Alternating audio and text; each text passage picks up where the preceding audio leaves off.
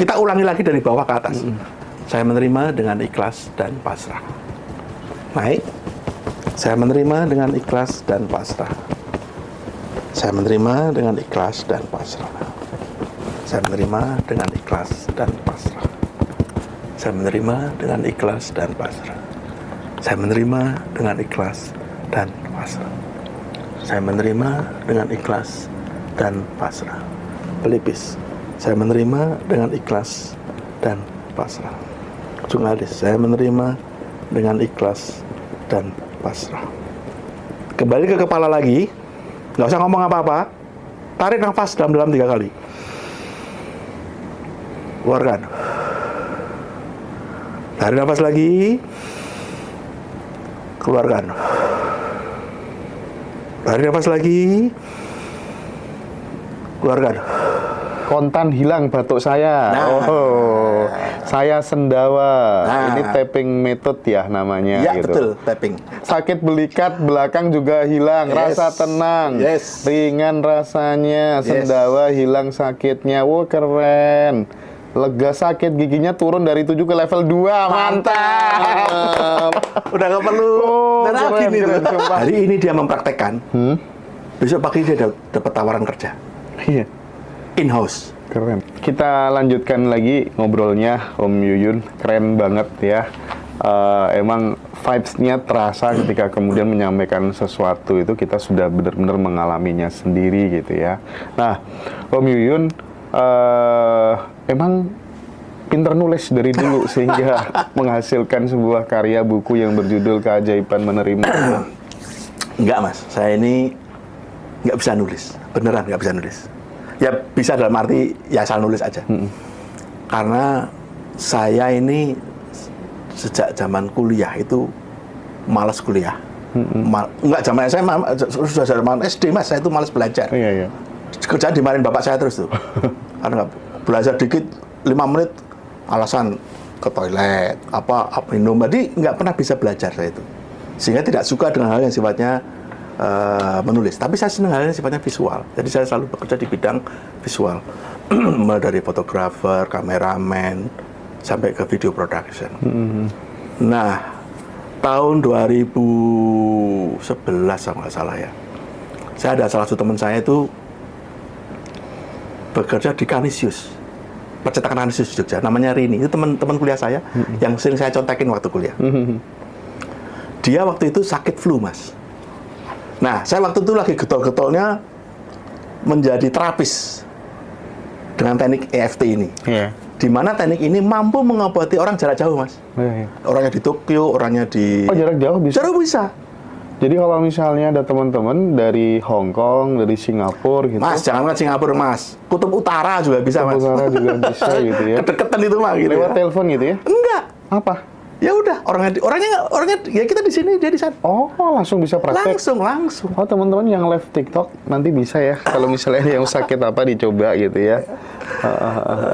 Jadi, nah, tapi paling enggak kan maksud saya adalah ketika kemudian sahabat-sahabat dari jarak jauh yang sakit gitu ya, terus ya pengen dibantu penyembuhan dari jarak jauh kan bisa difasilitasi gitu, bisa lewat telepon atau apa gitu, minimal kan begitu, biar nggak ke rumah sakit gitu maksud saya. Jadi begini, mungkin perlu saya sampaikan. Satukan dulu yang tadi ya, Mas ya. Si teman saya itu sakit, kemudian flu sakitnya. Oke. Gejala-gejala flu, saya obati dari jarak jauh. Ternyata berubah sangat signifikan. Pada saat kalau dia lagi rapat, terganggu, berubah sangat signifikan. Kemudian dia tanya, kamu apain aku? Gitu kan. Aku begini-begini. Yun, Mbok, ditulis. Oh. Dia yang menyarankan saya untuk menulis buku itu. 2011, Mas. Kemudian saya mencoba mulai menulis tuh. Dapat kalau nggak salah 10 halaman. Berhenti, mau nggak bisa nulis kok. Bingung, apa menit. Udah berlangsung, kemudian tahun 2021 apa ya, bapak saya meninggal. Nah, setelah bapak saya meninggal, saya kan di kamar bapak saya tidurnya. Entah wangsit, entah apa, nggak ngerti, tiba-tiba pengen buka laptop, nurusin tulisan. 3 hari buku ini selesai, Mas. 3 hari? 3 hari selesai. Gila. Ya. Mantap. Ya, karena saya hanya menuliskan apa yang saya alami ya, jadi ternyata nggak sulit juga nulis itu. Ya, kalau ada wilayah teknis itu soal lain lah, tapi ternyata untuk menyampaikan apa yang ada di pikiran saya itu bisa gitu. Nah, kemudian jadilah buku ini. Apa sih garis besar dari buku ini gitu? Buku ini bercerita tentang pertama pengalaman saya Oke.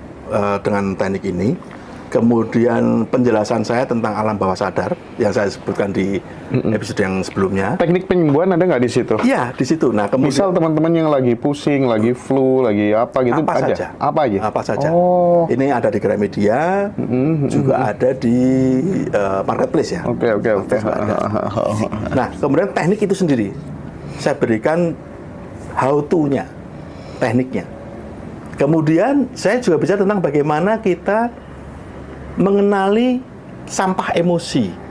Sampah emosi itu apa? Sampah emosi itu adalah emosi-emosi negatif yang muncul dari masa lalu, kemudian menjadi sumber masa hidup kita. Nah, saya ajarkan bagaimana cara mengenali itu, dan kemudian bagaimana cara membereskannya menggunakan teknik ini. Jadi, sebenarnya dengan membaca buku ini saya sudah cukup. Udah cukup ya. Nanti Ya. teman-teman bisa dibeli di Ngaji Rosok. Kita beli di Om Yuyun ya. Ya, gitu. Menarik. Nah, gimana Om Yuyun? Aku pengen di-spill sedikit gitu. Misal teman-teman sekarang yang lagi flu misalnya. Oke. Yang lagi flu gimana coba? Nah, Teman-teman ayo praktek ya. silakan ya, saya ajari teman-teman. Sekarang identifikasi dulu keluhan apa yang sedang Anda rasakan. Ada yang sakit gigi. Sakit gigi bisa, sakit kepala, otot leher tegang, bahu sini pegel, lambung perih, apalagi. Pokoknya spesifik ya. Pusing. Nah, pusing. Iya, beli di Ngaji Rosok caranya di itu. Oke, yuk, nomor mari kita- nomor WA di bio TikTok teman-teman ya. Mari Oke, kita praktekkan ayo, bareng-bareng ya. praktek, Om. Sekarang Keren ini ya. identifikasi dulu rasanya. Ya, rasa apa? Nyeri. Mamanya apa nih tengkuk ya? Tengkuknya pegel. Kepala sebelah kanan nyut-nyutan. Nah, silakan Anda identifikasi itu. Ya, kalau sudah, oh ya, teman-teman silakan minum air dulu deh. Minum air Saya dulu kasih yuk. waktu 10 detik ya. Yo, minum air dulu ya, minum air dulu yang asam lambung. Asam lambung. Kalau Nah, sakit hati gimana? bisa. Sakit hati Ayo, bisa. apalagi? Ayo, apa lagi? Ayo, Mau apa lagi? sebutkan. Sebutkan. Juleka, mau sakit hati, sakit rempelo, bisa semuanya ya. Ya. Pengen langsing bisa. Nah, saya buka kelas khusus untuk losing weight. Oke. Jadi teknik oke, ini oke. tuh betul-betul bisa dipakai untuk apa saja Sakit kok. pinggang. Sakit pinggang, flu. nyari pinggang. Oke, good. Ayo diidentifikasi dulu. Ayo, identifikasi. Minum dulu, guys. Saraf kejepit, tulang belakang, Ayo. emosi dan dendam. Nah, itu sumber masalah itu. Ayo. Oke, Om, udah minum semua, Om. Oke, sip. Nah, sekarang begini, saya perlu berikan penjelasan dulu ya, teman-teman. Bahwa ketika kita menentukan keluhan apa yang kita rasakan, itu perlu kita ukur dulu 0 sampai 10 coba. Di level berapa yang Anda rasakan? Oke. 0 tuh nggak ada rasa sama sekali, 10 tuh ya benar-benar sakit banget gitu. Ya, kalau udah ketemu itu misal di angka 8 atau di angka 7.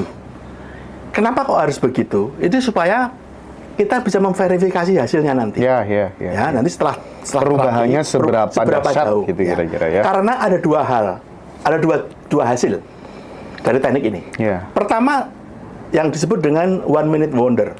Oke. Artinya apa yang Anda rasakan seketika hilang, atau setidaknya akan berkurang secara signifikan. Iya. Dari 10 ke angka 1 itu kan signifikan, Mas. Atau 10 ke angka 2 itu signifikan. Apalagi sampai ke 0. Oke. Tapi ada dua. Yang kedua ini belum berhasil. Saya nggak mengatakan gagal ya. Belum berhasil. Indikatornya ya, teman-teman. Pertama, tidak ada perubahan sama sekali. Oke. Dari level tadi itu. Nggak, di angka 8 ya tetap aja angka 8. Yang kedua, berkurang tapi sedikit. Dari 8 ke angka 7. Atau maksimal ke angka 6, 2 poin turunnya. Yang ketiga, sakitnya pindah tempat. Oke. Ya, misalkan Anda sekarang nyeri kepala sebelah kiri ya. Setelah selesai terapi nanti pindah ke sebelah kanan. Atau pindah ke pinggang. Atau pindah ke leher. Jangan kaget ya, gitu. Yang keempat, sakitnya nambah. Udah sakit kepala, nggak hilang, tambah nyeri leher. Ya. Dan yang terakhir, yang kelima, sakitnya bertambah tinggi intensitasnya. Jadi kalau Anda nanti mengalami itu, jangan kaget. Ya, jangan panik. Itu ada sebabnya. Apa sebabnya?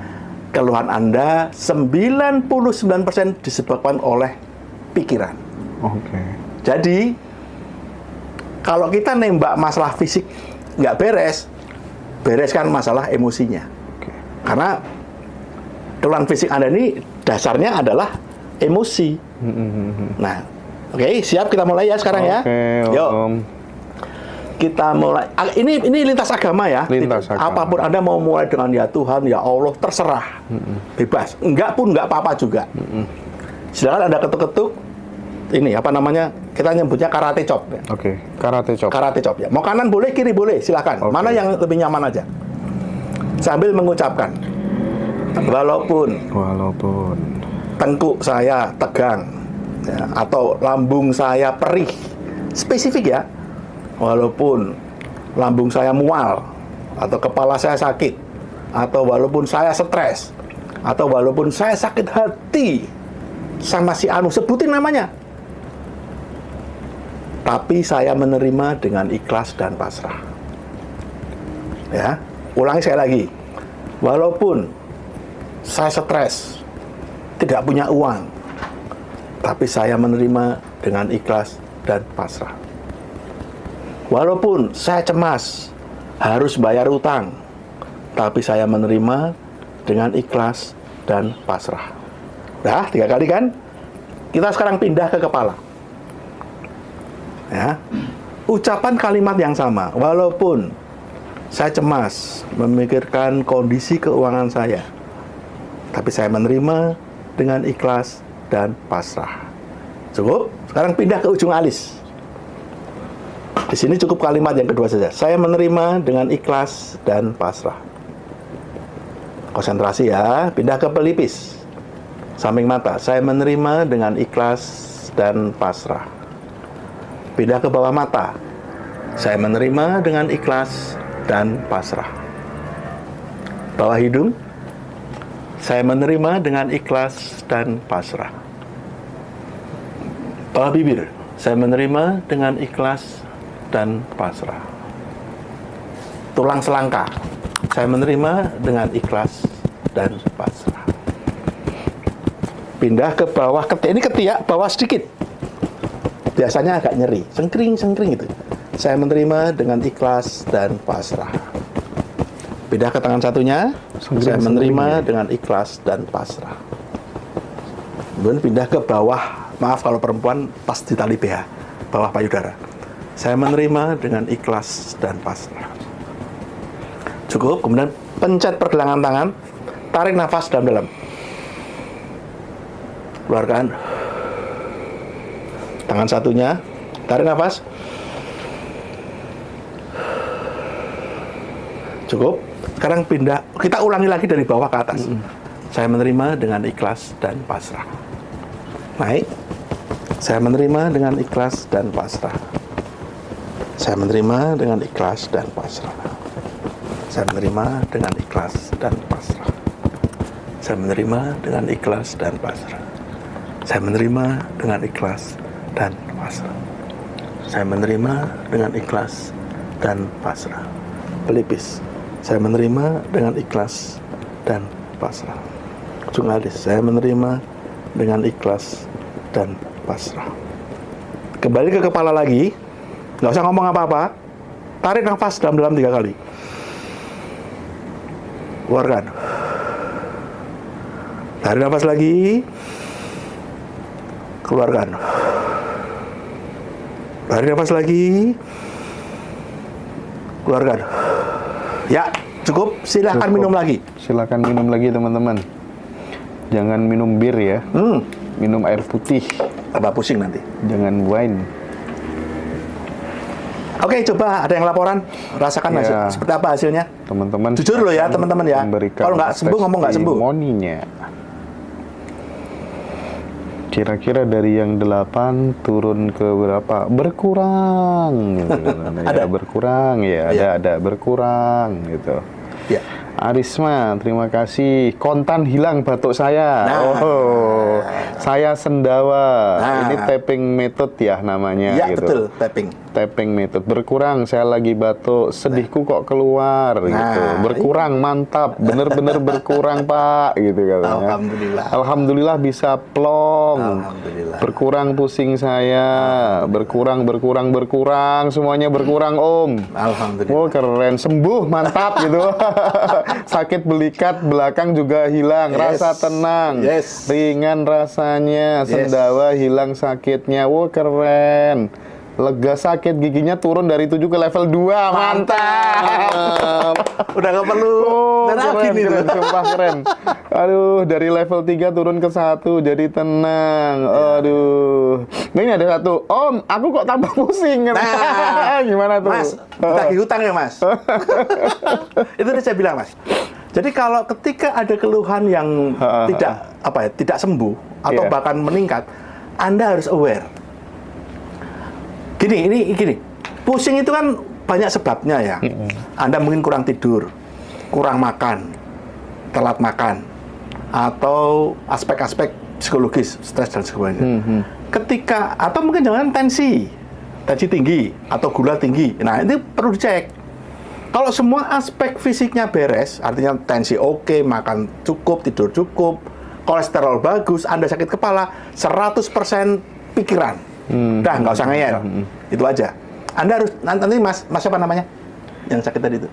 Nah, siapapun itu ya. Jadi gini ya, kalau nanti Anda tambah, pusingnya tambah lagi, Mas, coba Anda ulangi lagi prosedur yang sama, tapi tambahkan begini.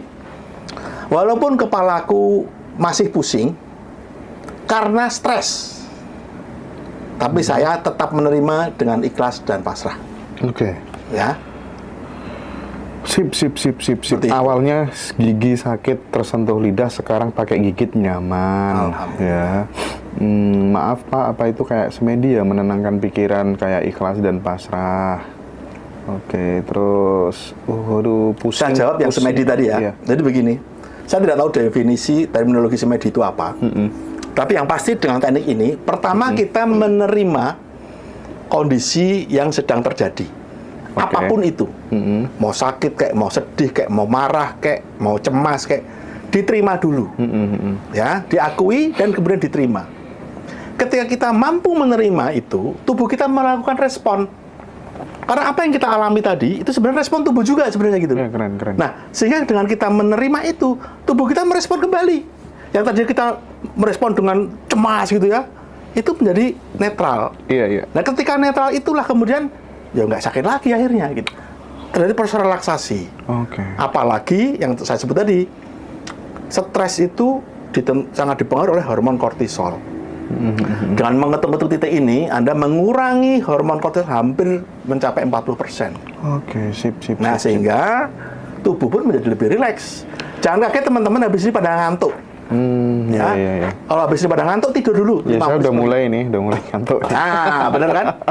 Tadinya pusing level 7, sekarang turun jadi 3, Om. Nah, kalau gini, kalau saya nggak happy dengan 3 itu, saya maunya 0. 0 gitu ya. Bagaimana caranya 0?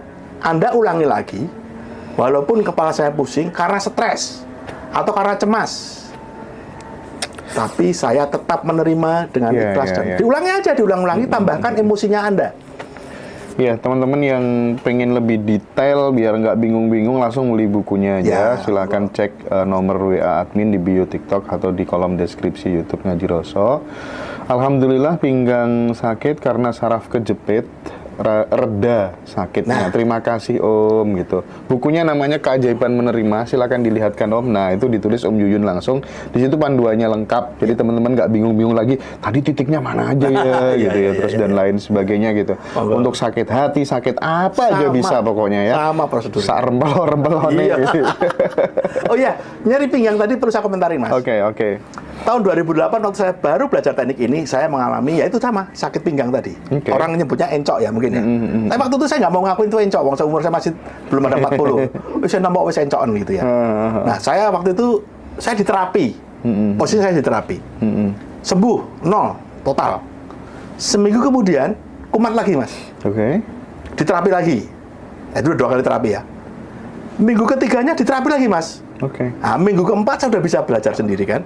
Saya terapi. Saya masih ingat jam 2 siang di kantor saya. Kumat sakit pinggangnya. Saya terapi sendiri. Saya terapinya tuh di tangga darurat di ruko kantor saya. Yeah. Karena saya malu kelihatan orang. Saya terapi, Mas. Hilang, Mas, sembuh, Mas. Wah, saya merasa wah, isi soy kalau gitu ya. Udah. Jam 4 sore, Mas, muncul lagi, Mas. Muncul lagi. Karena saya udah nggak tahu darurat apa ya, saya telepon terapis saya dong. Saya minta terapi jarak jauh waktu itu. Terus dia ngomong, Pak Yun, ternyata sakit pinggang itu cemas keuangan, Pak. Oh ya bener. Dan saya diterapi, akhirnya bukan sakitnya, Mas, cemas keuangannya. Tahun 2008. Hilang, habis itu nggak kambuh lagi. Kumat lagi tahun 2011. Nah, 2011, kondisi sudah berubah. Saya menjadi sebuah, sudah punya perusahaan sendiri kan. Kecemasannya itu di Mas, tanggal 20 tadi, Mas.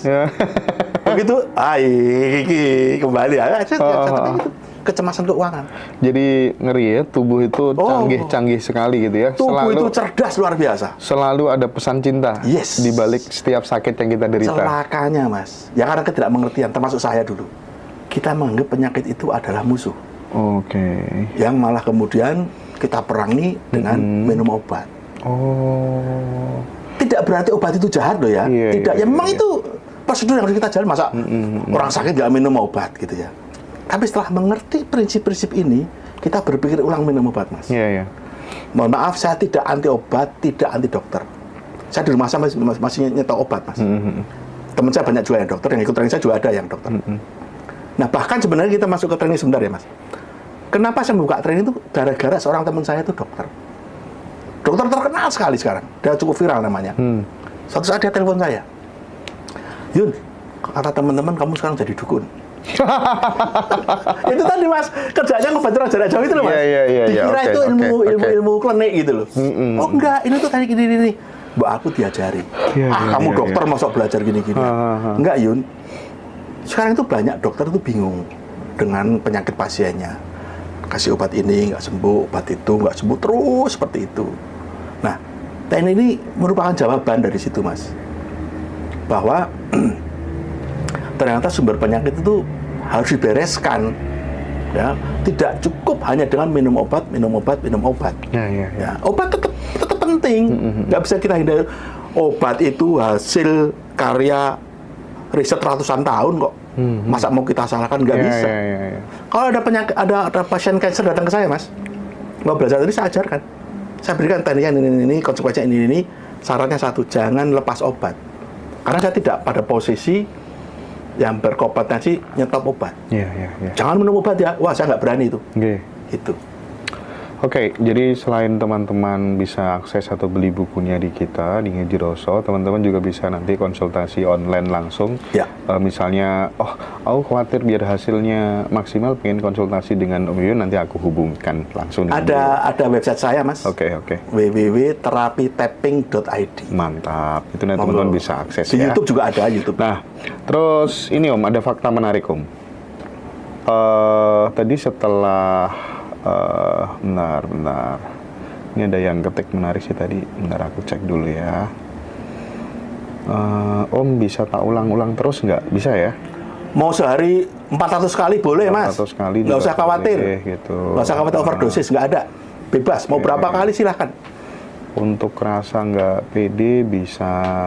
Nah, rasa nggak pede itu simptom, Mas. Itu gejala. Sebenarnya di bawah itu tuh ada persoalan-persoalan yang tersembunyi.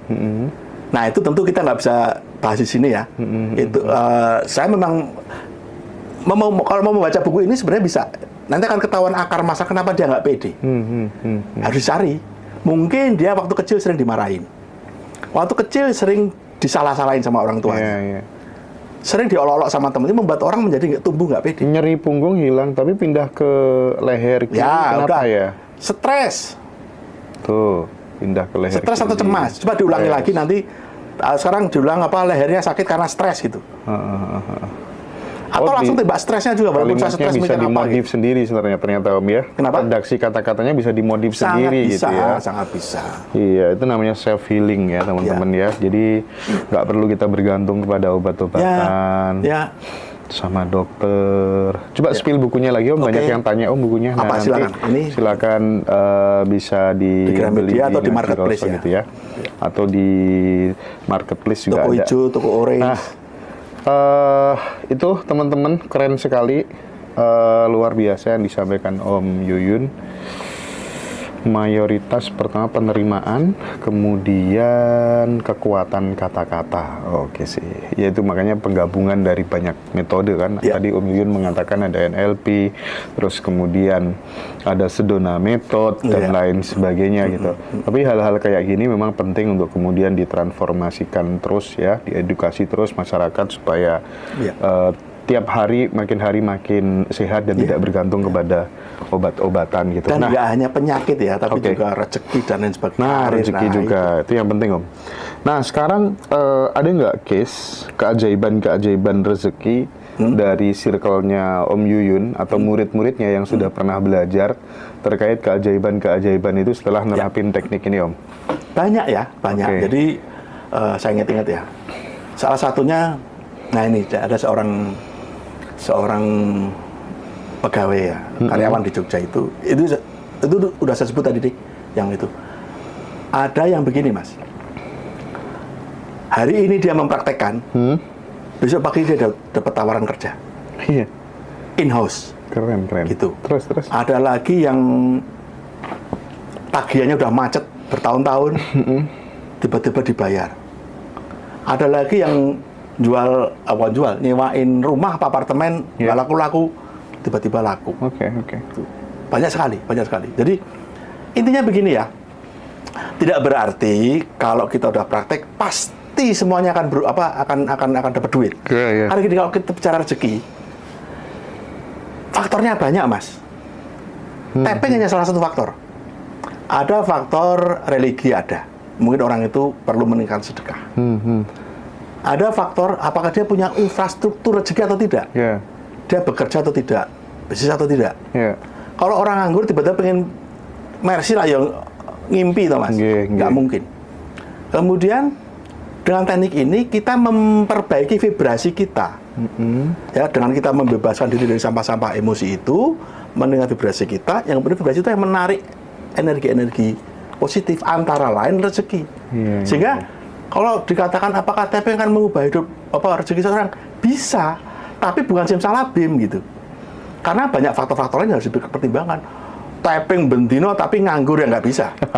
Tapping bendino pelit sedekah ya nggak bisa. Sementara ada orang Mas, sudah rajin sedekah tapi kok mampat terus rezekinya. Ya karena kita penuh kecemasan, penuh ketegangan. Uang itu kan energi positif. Kalau energi kita itu negatif, ya nggak selaras Mas. Datang pergi lagi gitu. Jadi ya kalau kita mengalami satu kondisi di mana kita kok kesulitan keuangan, sebenarnya kita udah bekerja, udah berusaha segala macam, berarti ada masalah dengan sampah-sampah emosi kita. Itulah yang harus dibereskan. Oke Om, bisa nggak sih berhenti merokok mendadak, berhenti selingkuh mendadak, pokoknya berhenti kecanduan obat-obat adiktif mendadak, gitu bisa nggak?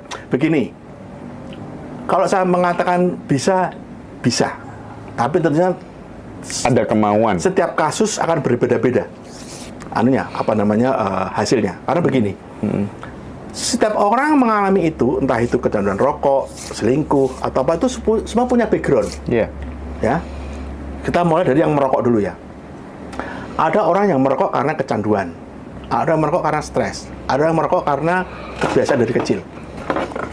Langkah awal pertama adalah dengan menterapi rasa kecanduan rokok itu, dan harus diawali dengan kemauan yang kuat untuk berhenti. Ini saya cerita pengalaman saya. Tahun 2009 saya sudah belajar itu waktu itu di kantor saya. Itu driver saya anaknya pengen berhenti merokok. Nah, saya jadikan eksperimen, ya. Saya tapping 2 kali kalau nggak salah waktu itu, rasa kecanduan merokok. Walaupun saya kecanduan merokok, tapi saya menerima bla bla bla bla bla. 2 kali saya ngelakuin. Kemudian saya tes, coba kamu merokok. Apa yang terjadi? Batuk-batuk terus muntah-muntah Mas. Berhenti seketika. Itu yang pertama. Gara-gara berita itu, nyebar. Ada salah satu teman datang ke kantor saya, Mas. Yun, aku arep mandek merokok iki. Gimana caranya? Tak tapping, Mas. Tak tapping sekali. Coba ngerokok. Masih enak nggak? Masih. Wah, tak ulangi lagi. Coba ada kali. Masih lagi. Waduh, mulai grogi saya, Mas. Sampai 3 kali. Tetap nggak berubah, Mas. Keempat kali nggak berubah juga, Mas. Wah, saya tanya, loh kamu pengen berhenti apa enggak? Enggak, aku pengen nyoba doang. Wah, semprol saya bilang gitu. Ya nggak bisa, nggak bisa. Itu pengalaman kedua. Pengalaman yang ketiga itu dengan klien saya, Mas. Waktu itu saya lagi syuting ya. Syuting produk apa waktu itu? Mendem kalau nggak salah. Ya, saya syuting daerah Kampung Melayu di studio. Syuting sampai malam. Nah, salah satu klien datang ke saya menerapkan praktek ini kan. Mas, aku dong mau berhenti merokok. Oh ya nanti ya, setelah selesai syuting ya bilang gitu.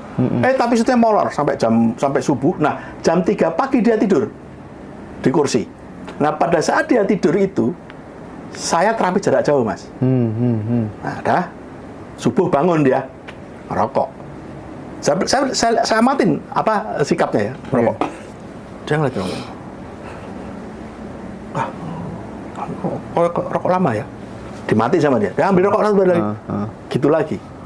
Kemudian dia minta rokok ke yang lain. Sampai 3 kali ngerokok dia nggak bisa, Mas. Baru saya sampaikan, Mas, semalam waktu tidur ada sudah saya kerjain. Berhenti, Mas. Tapi hanya sampai 2 atau 3 minggu.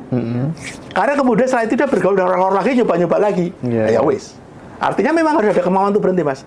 Tapi sebagai sebuah shocking terapi, teknik ini bisa untuk menghentikan candu. Itu berlaku juga untuk kecanduan-kecanduan yang lain.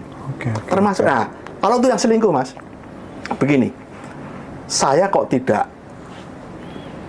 mau menghakimi orang yang selingkuh. Ya, karena orang selingkuh itu juga banyak faktor penyebabnya. Saya nggak bicara dari aspek moral, ya. Saya bicara dari aspek psikologis. Saya justru menemukan itu pada kasus-kasus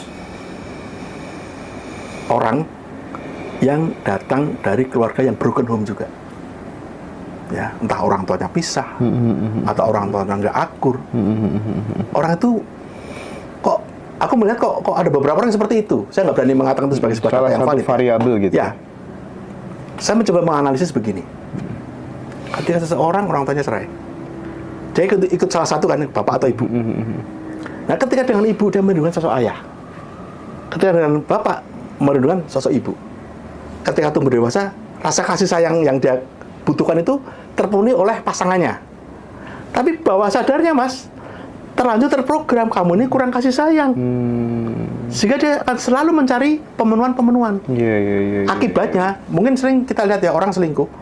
Tapi pasangan selingkuhnya tuh jauh lebih jelek dari pasangan resminya.